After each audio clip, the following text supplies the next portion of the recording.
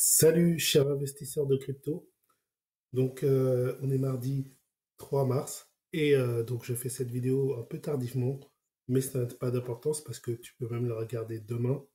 Elle sera toujours d'actualité puisque c'est plus une vidéo qui va concerner un peu le moyen terme aujourd'hui et elle va pas concerner que la crypto aujourd'hui. Elle va aussi concerner donc l'or. Je vais te montrer quelque chose en fait par rapport à l'or, un article et puisque en ce moment je me suis remis sur l'or et je vais aussi un peu te parler du domaine des actions, enfin, de la bourse classique, puisque j'investis en bourse classique avant tout. Et d'ailleurs enfin, les stratégies que j'applique donc sur la crypto-monnaie sont pas mal issues en fait de raisonnements et de stratégies en fait qui sont déjà applicables sur le marché classique, enfin qui me viennent en fait du marché classique.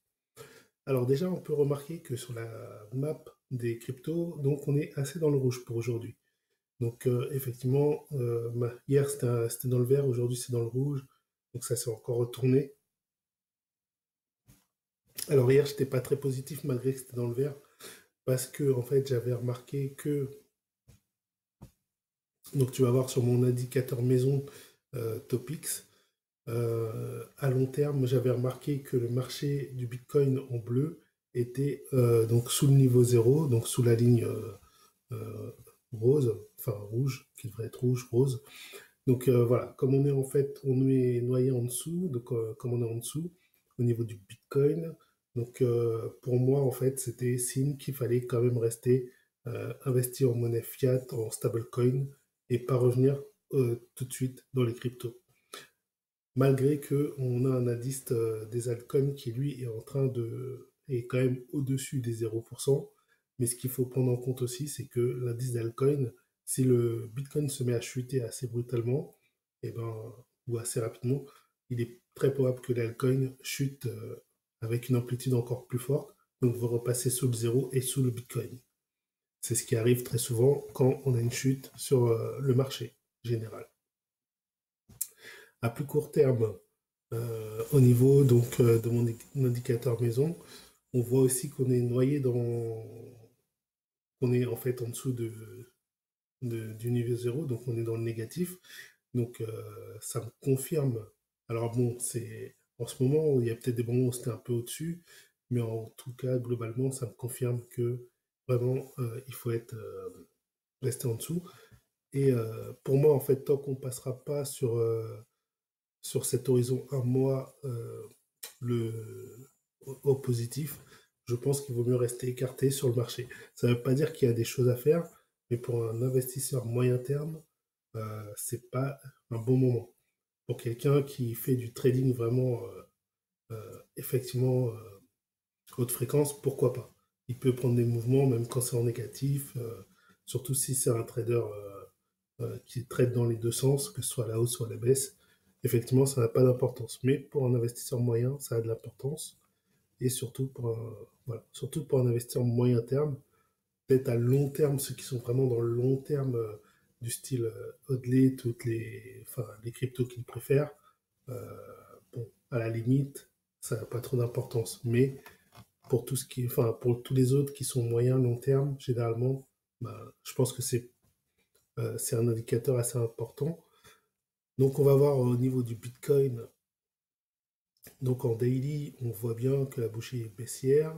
Donc, on n'a pas, voilà, on n'a même pas retracé, je dirais 50% du mouvement. On a retracé, enfin, on a rebondi un petit peu. Là, on est en baisse, on verra demain. Ça se trouve, ça va reprendre. Là, honnêtement, je peux pas. Enfin, il n'y a pas vraiment. C'est difficile à dire. C'est vraiment hésitant. Donc, c'est difficile de dire si ça peut repasser au-dessus ou si ça peut aller en dessous. Effectivement, bon, ce qu'on constate quand même, c'est qu'on a une résistance hein, vraiment qui est marquée au niveau des 8300, 330 jusqu'à 8500. Donc on a une zone comme ça qui effectivement fait obstacle à la descente. Cependant, ça ne veut pas dire que le Bitcoin ne peut pas la franchir. Et s'il la franchit, eh ben, dans un premier temps, il pourra aller à 8200. Je pense qu'il le franchira assez rapidement. mais après, effectivement, il va se retrouver dans une zone assez difficile à franchir, je pense, au niveau de entre 7700 et 7300, 350.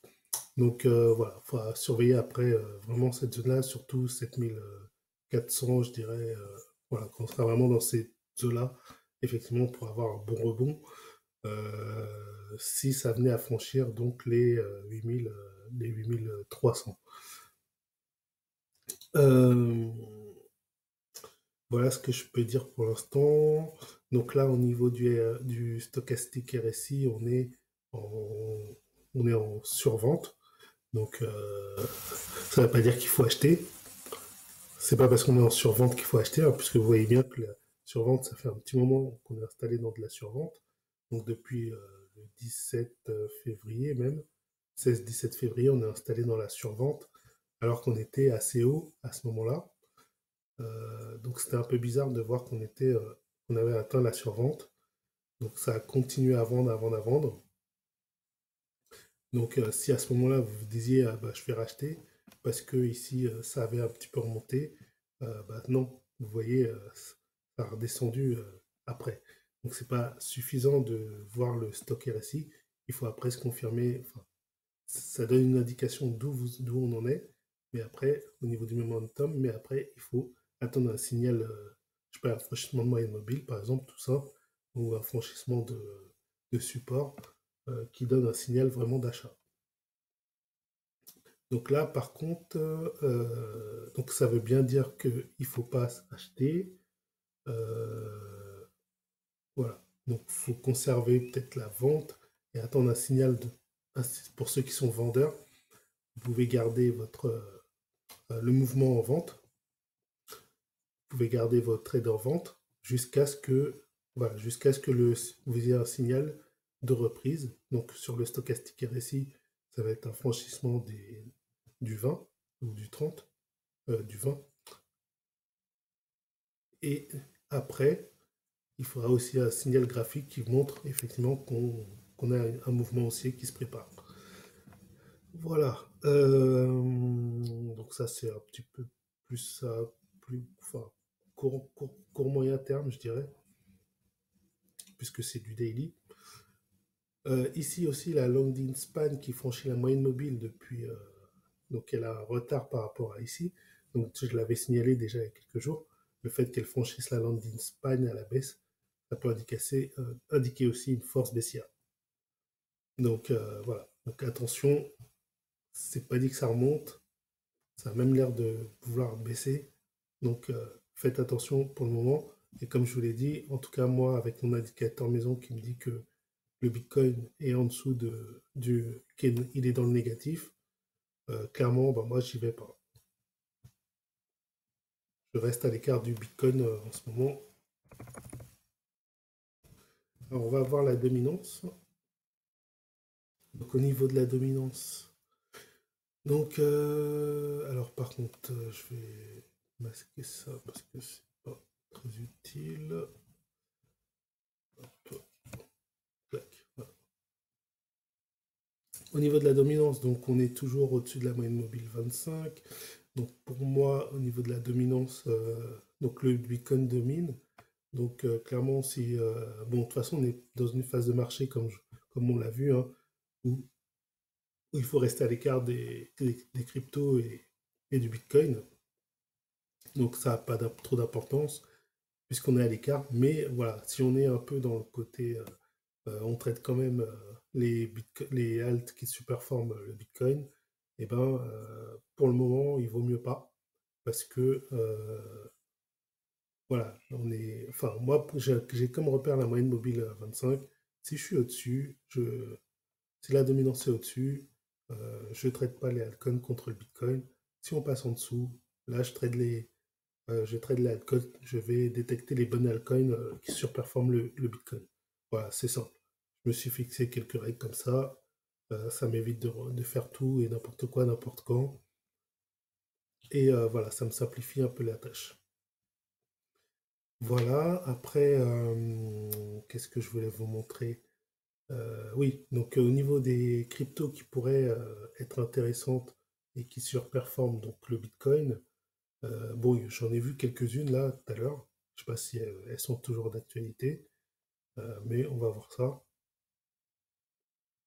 Donc ça va bientôt s'afficher. Hop, voilà, en vert ici, on en a une. Donc on a le link qui surperforme. Bon, il n'y a pas un signal très très. Voilà, le signal n'est pas magnifique, mais bon, après il faut effectivement avoir une technique pour détecter un signal d'achat. On rentre pas simplement parce qu'on voit que c'est au-dessus du Bitcoin. On attend un signal d'achat valide avant de rentrer. Mais ça nous dit que le link est lui intéressant pour ce qu'on recherche. Après, hop, on va aller sur un deuxième groupe. Je vais pas faire beaucoup de groupes, c'était juste un peu pour vous montrer. Alors, donc le deuxième groupe, je sais qu'il y en a un autre qui est intéressant sur le deuxième groupe. Alors, c'est lequel? Voilà, il est aussi en vert. C'est le Dodge. Donc le Dodge, intéressant. A priori, il est quand même intéressant. Ça, je vais l'enlever. C'est quoi? De droite, rouge. J'arrive pas là. J'arrive pas à la sélectionner. Je voulais l'enlever, mais bon, ça va pas partir. Bon, tant pis, c'est pas grave. Je verrai ça plus tard. Donc là, en vert, on a le Dodge. Donc pareil que pour le Link, hein, effectivement, bon, il surperforme, mais faut aller voir ce qu'il y a plus loin. Il faut aller attendre un signal d'achat concret pour rentrer. Maintenant, on va voir un troisième groupe. Donc là, dans ce troisième groupe, on a ICX qui est aussi en train de surperformer avec une plus belle, en tout cas, enfin, la courbe est plus belle. Donc, mais pareil, on attend, il faudra vraiment un signal d'achat pour entrer. Mais la courbe déjà est plus belle. Donc ICX et on a Theta, donc à voir aussi pour Theta.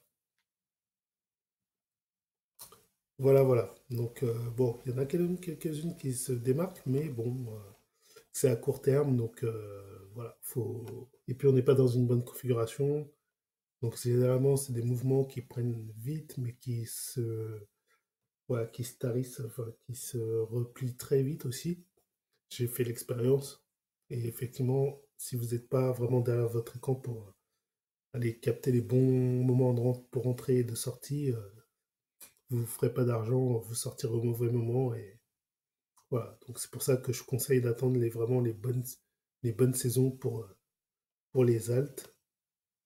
Pour l'instant, c'est pas une bonne saison. Alors, je vais arrêter pour les altes. Je vais juste revenir, je pense, sur le Bitcoin, puisque je voulais vous montrer un truc. Oui, alors je vais charger ma configuration Bollinger. Hop, voilà. Donc là, quand je regarde avec le Bollinger, donc on a le Bitcoin qui est en train enfin, qui a franchi un peu à la baisse. Donc là, le Bollinger. Donc ça indique quand même que le signal a été quand même fort à la baisse. Il s'est un peu repris, mais faut surveiller. On est quand même sorti de. C'est-à-dire qu'on est vraiment c'est dans un signal à la baisse en daily. Voilà, voilà. Donc il faudra attendre vraiment que ça reprenne au-dessus de la moyenne mobile 25 pour déjà penser que effectivement la correction elle est finie. Enfin, elle est en train de s'arrêter. Et après, bon bah comme je vous disais, hein, voilà, pour l'instant, j'ai rien de plus à ajouter que tout à l'heure. Alors maintenant, on va passer sur l'or. Donc, je vais vous montrer quelque chose sur l'or. Mais en fait, juste avant, je vais terminer avec les cryptos sur ce graphique. Donc, effectivement, j'avais préparé ce graphique-là que vous pouvez trouver sur bitcoineconomics.io. Donc, c'est quoi? C'est le BIM. Donc, en fait, il vous indique, par exemple, pour le Bitcoin, les périodes en fait où on peut acheter, conserver. Donc, ce qui est en vert, c'est les périodes d'achat. Ce qui est en gris, c'est les périodes de conservation. Et ce qui est en rose, c'est les périodes où il est conseillé de vendre. Donc, c'est voilà. Donc là, en fait, il y a quelques temps, on était encore le mois dernier, quand je regardais, on était dans la zone grise, donc de conservation. Donc bon, vu que j'avais pas acheté à la bonne période, vu que j'ai pas découvert cet indicateur à la bonne période, donc j'étais pas dans la, je l'ai pas découvert dans la période où il fallait acheter, je l'ai découvert dans une période où il faut conserver, mais j'ai vu qu'aussi dans les périodes où il faut conserver, on a quand même généralement des amplitudes qui généralement s'ensuit en fait une hausse. Donc moi j'ai quand même, je me suis quand même dit c'est une période où on peut acheter quand même si c'est pas la meilleure période pour acheter. A priori, on peut quand même faire des achats dans cette période. Mais vraiment, en fait, après, quand on sort de ces périodes, il vaut mieux éviter. Et puis, surtout, il peut y avoir des périodes de vente comme on a ici. Donc voilà. Donc, c'était simplement pour vous montrer ça. Donc, je vous affiche le site où vous pouvez le trouver. Donc, c'est bitcoineconomics.io. Voilà, vous l'avez, hein. C'est marqué ici sur le logo. Et quand vous allez dans Chart, vous avez pas mal d'autres graphiques que j'avais déjà expliqué dans des précédentes vidéos. Voilà. Voilà, voilà. Et si vous voulez voir le graphique que je vous ai affiché, il faut aller sur BIM, l'onglet BIM, et ça va vous afficher, donc sur TradingView, le graphique que je vous ai montré. Voilà. Voilà, donc là j'arrête et maintenant donc je passe à l'or. Voilà, donc ça en fait, je vous montre en fait un mail parce que je suis abonné en fait au Chronique Agora gratuitement. Bon, vous pouvez vous inscrire gratuitement hein, et vous allez recevoir des newsletters. C'est intéressant, vous avez pas mal de news sur l'économie, etc. Donc moi je connais ça depuis longtemps puisque je crois que c'était déjà en 2011, je suivais ça. Et puis d'ailleurs c'est même grâce à eux que j'ai entendu la première fois parler des crypto-monnaies parce que je crois vers 2011 ou peut-être c'était avant, je sais plus si c'était avant ou après. Mais, euh, mais il me semble que c'était en 2011, c'était à peu près pour la période de la bulle de l'or. Et ben en fait, il y avait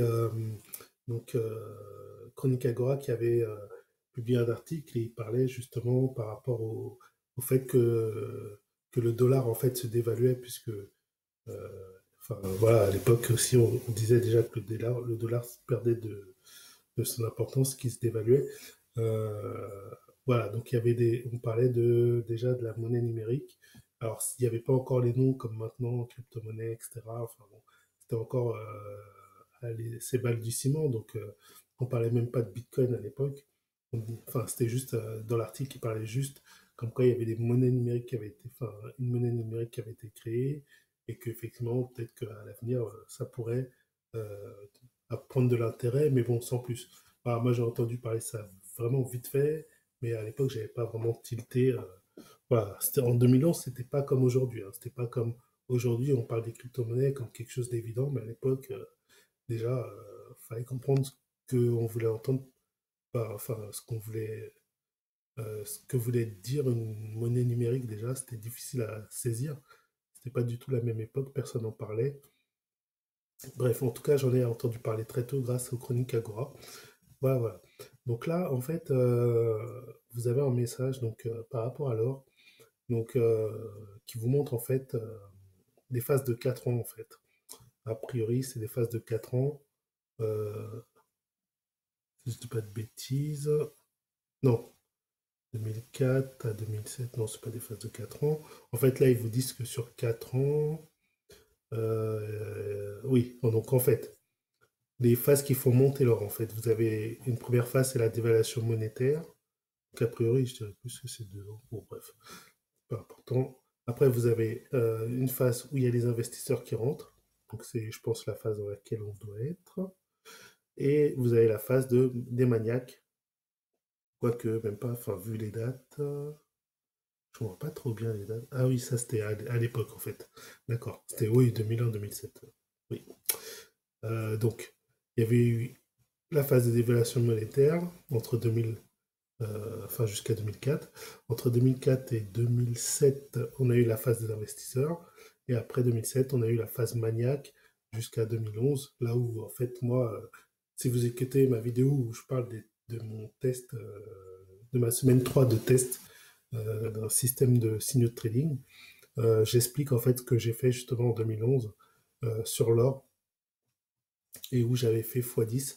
Donc j'avais alimenté un compte de 50 euros et je me suis retrouvé à 500 euros en même pas un mois. Donc j'explique ça, voilà. Donc bref. Après, donc bon, bien sûr, ils vous publient des trucs et en même temps, bon, ils vous vendent aussi des formations, des choses comme ça, des choses, bon, après, qui peuvent intéresser ou pas.